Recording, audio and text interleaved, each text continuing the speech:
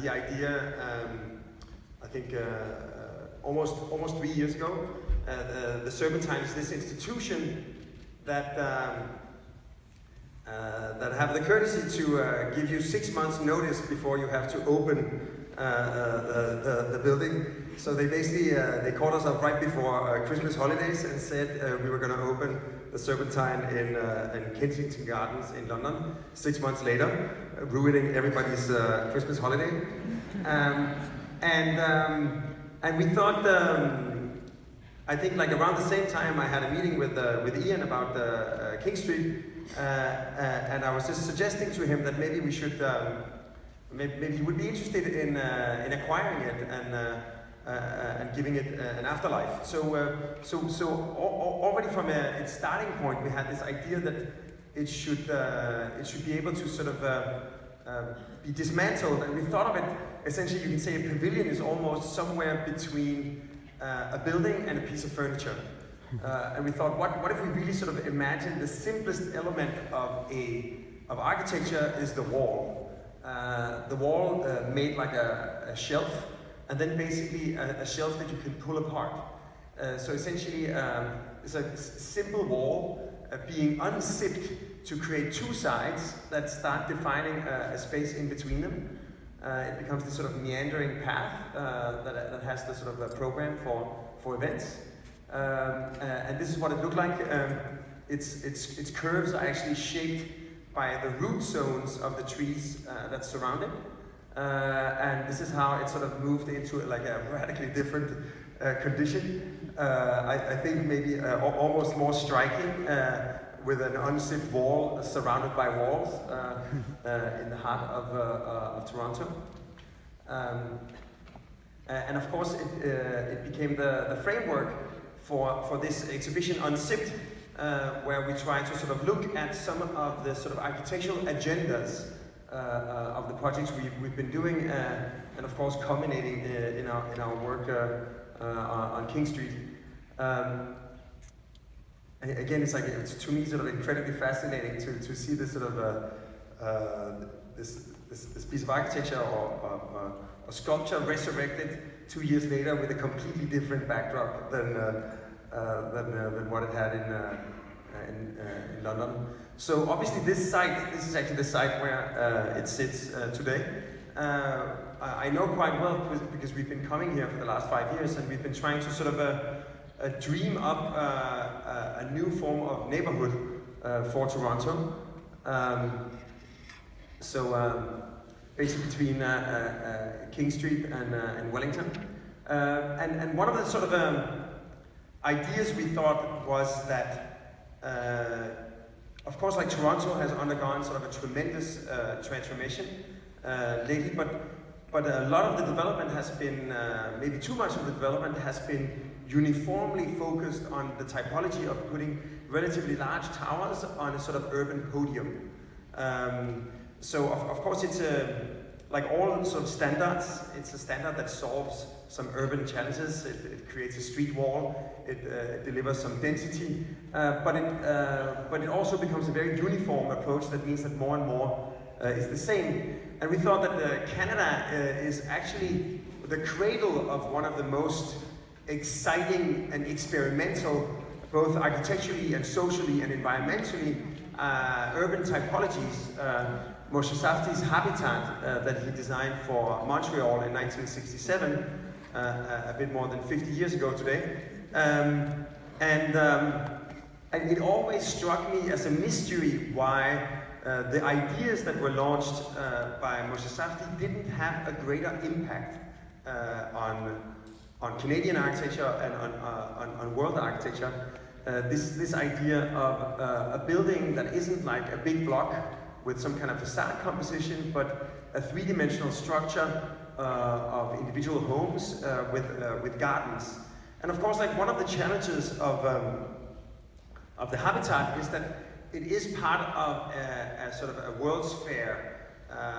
It's sort of outside the city. It sits on an island on its own, so therefore it doesn't really fit into the existing texture. So we thought, like, what if we could actually, in a way, contextualize the ideas of habitat and actually imagine a sort of an urban form that is completely rooted in King Street West and the sort of peculiarities of that neighborhood growing out of the city.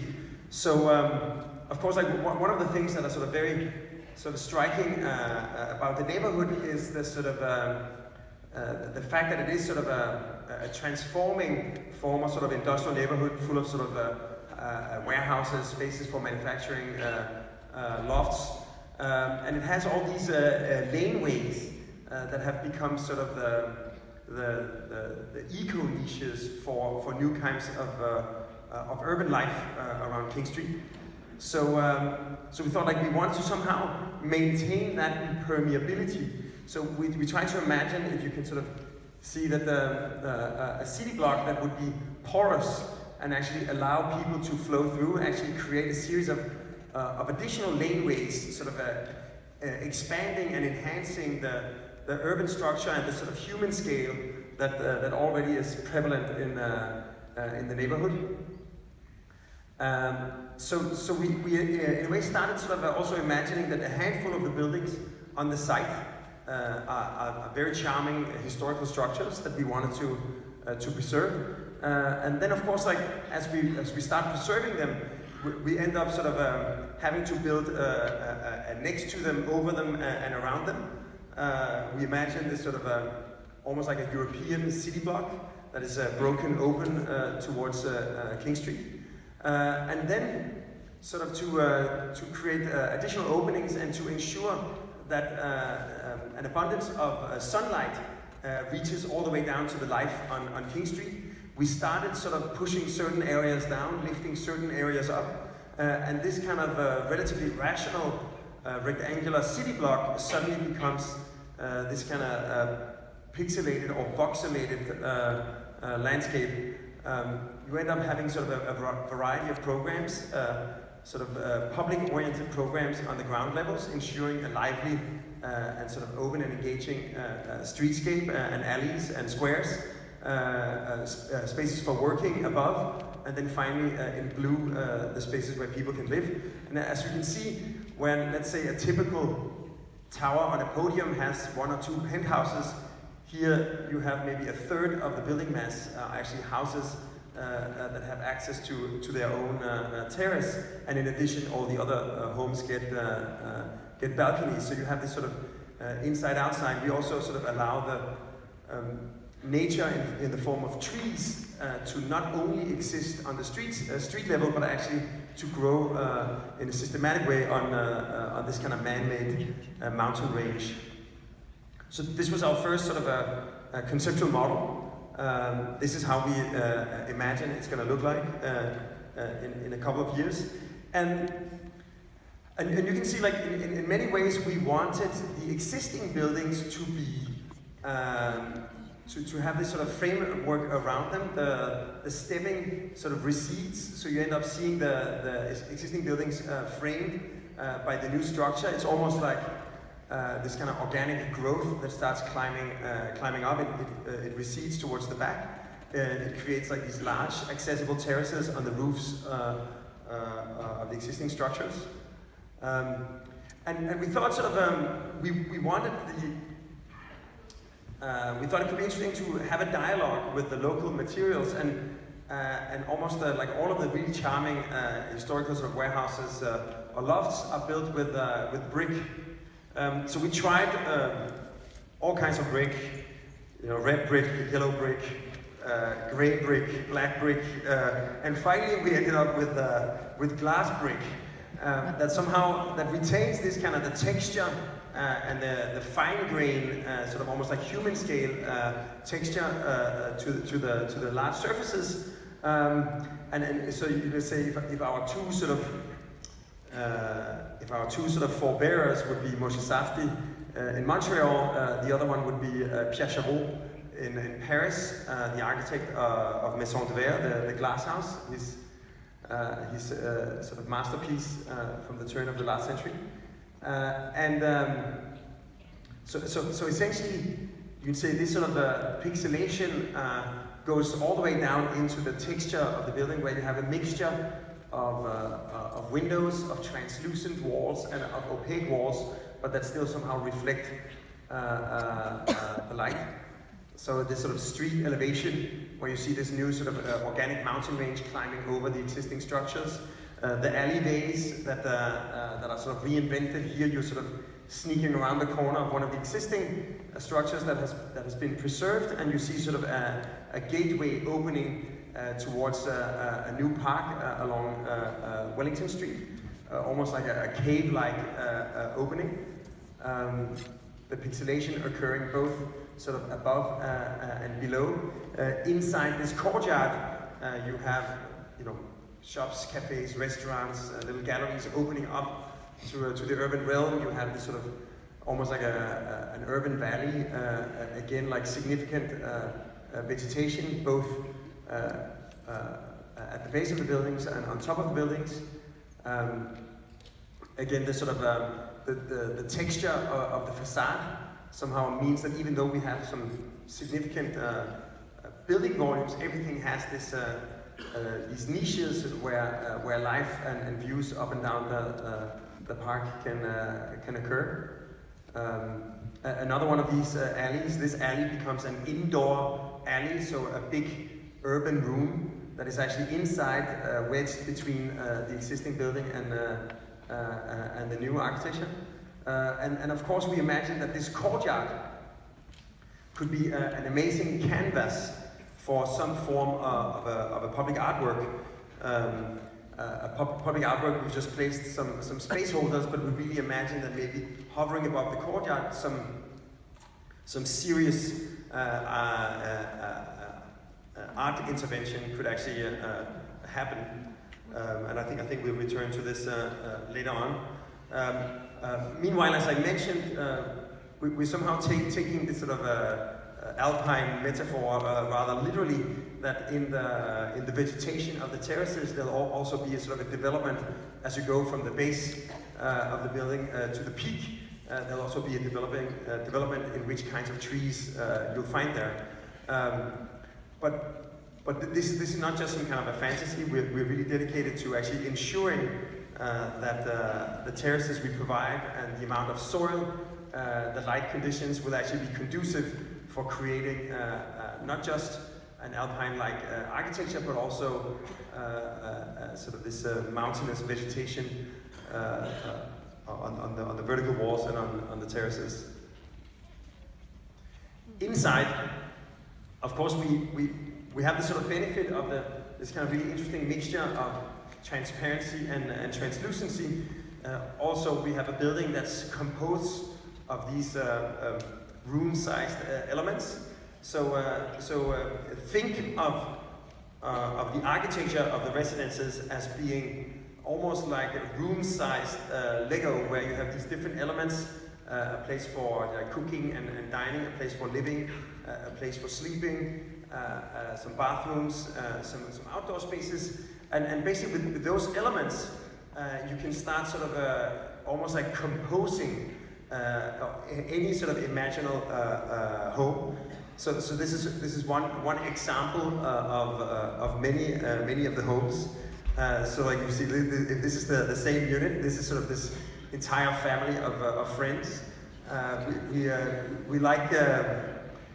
also like this idea that if people are different, and we know they are, then why are so many apartments exactly the same?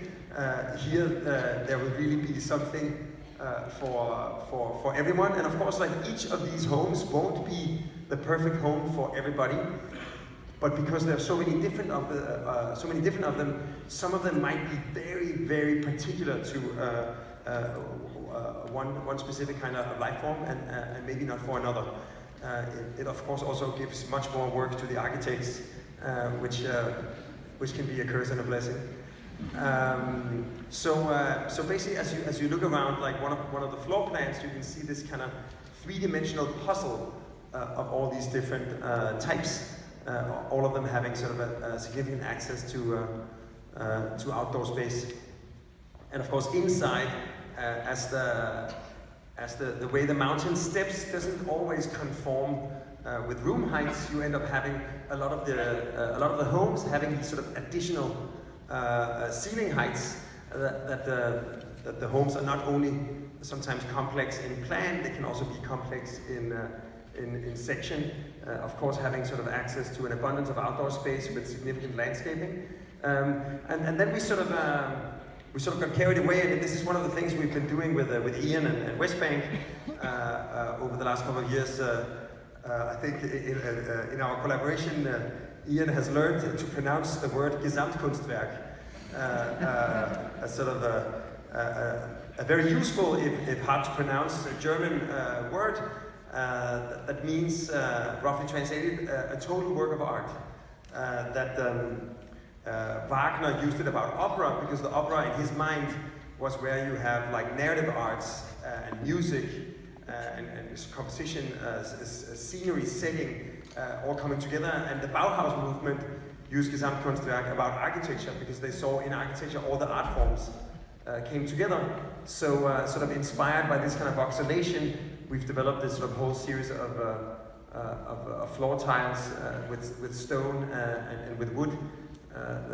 The kitchen somehow evoking the transparency and the translucency of the facade, and all the way down into, of course, the amenities also take advantage of this sort of indoor, outdoor lifestyle. Here you see this sort of indoor alley, the big urban room that sort of moves through the building. And also, incidentally, it also just so happened that King Street and Serpentine somehow are works of architecture that deal with the same basic sort of approach to the world, and I think also something that is quite relevant when you'll hear Douglas Coupland speaking in a short while is that in a way, if the Serpentine Pavilion is taking a lot of identical elements, 1,802 identical frames, and then the way they're put together create something unique. In a very similar way, we have this sort of series of rooms that in the way they're just rooms for living and for working, like everyday life of the city of Toronto, but by putting them together, they create something unique. You can in a way say that it's focusing on creating something extraordinary out of the ordinary. And I think in many ways that's what architecture should often be, because like a city might have a sort of an observation tower, it might have a city hall, it might have a church, but 99% of the city is where we live and where we work and where we shop and where we go to school. So if all of those elements could also contribute to a more lively and a more engaging environment. Then before I hand it over to Douglas, I just wanted to talk about like in a way pick up on this thing that Ian was talking about. Ian and Westbank's commitment to integrating artworks into their projects. So we've been practicing for the last 18 years, and in those 18 years we've had a lot of different collaborations with artists in one way or the other. And of course, our collaboration with Douglas is one of them. So actually right now, if any of you is going to Copenhagen, there's a very nice show called Big Art at the Charlottenborg Center for Contemporary Art, where we basically, I think we have one project, which is we made a museum in the form of a bridge in Oslo. It's under construction right now, which is literally a space for art. But the bulk of the show is actually a series of collaborations we've made with artists. We created a big public space in collaboration with Superflex.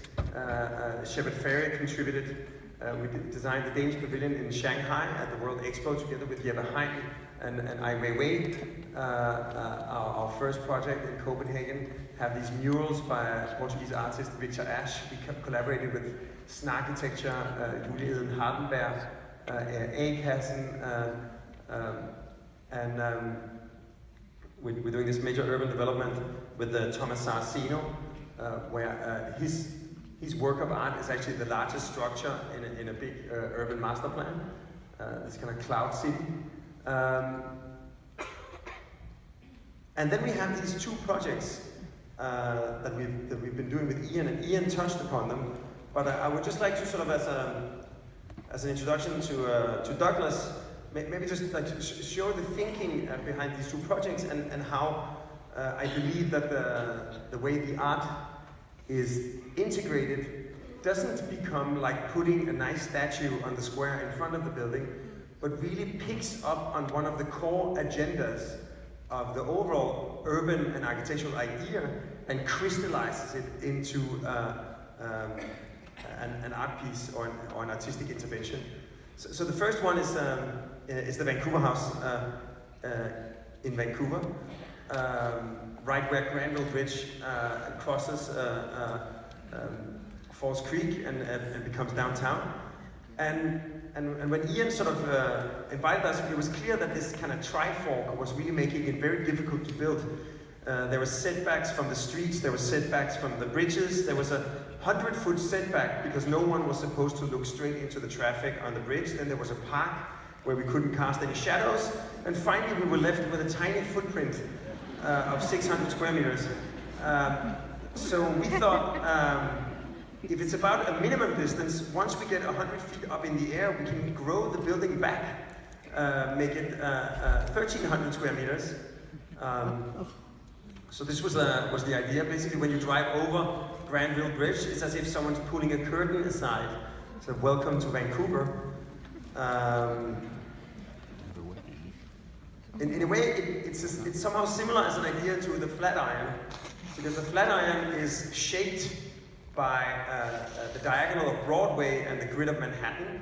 And it was this moment in Manhattan real estate history where real estate value plus the advent of the elevator and steel structure suddenly made a useless triangular plot into one of the most striking landmarks and the namesake of its neighborhood. So we're picking up there and just taking it one step further. It's almost like like a weed growing through the cracks in the pavement and blossoming when it gets light and air. But maybe more interesting, it's also, it's trying to turn the potentially negative impact of the bridge into something positive. Underneath the bridge, we're creating these covered streets. And as Ian mentioned, we have started this sort of collaboration. We've nicknamed it the Sistine Chapel of Street Art. It's essentially an art gallery turned upside down, with a series of Vancouver artists, where of course Rodney Graham's spinning chandelier becomes like a really, really striking landmark.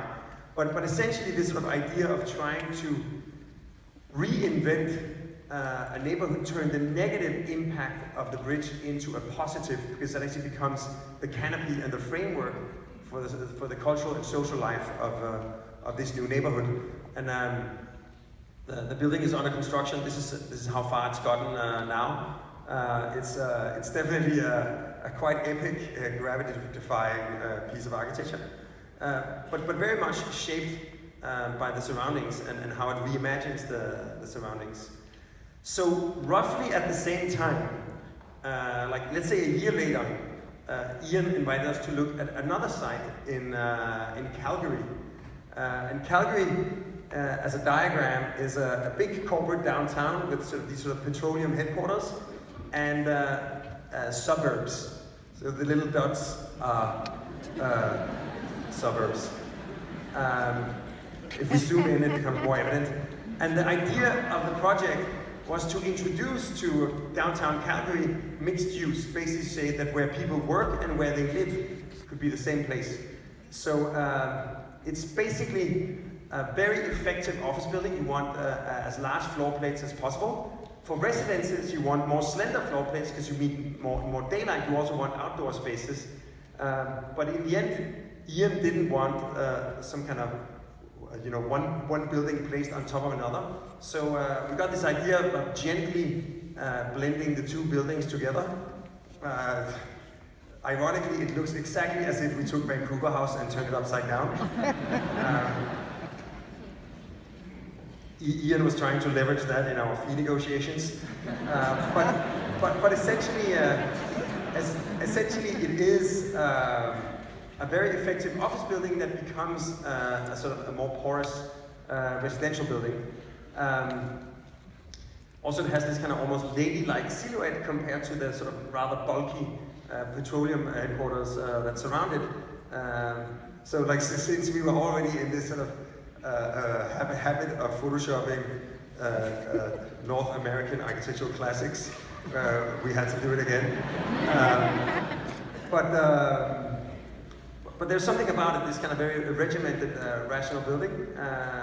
It has like a very inviting ground floor. It creates this kind of vertical atrium adjacent to the neighbor building with a vertical garden where you can rise. And of course, when it becomes residences, this kind of pixelated texture provides places where people can hang out. This is where it's at around now. It's I think it's also becoming a very elegant contribution to the skyline of Calgary. So of course, in this case, let's say if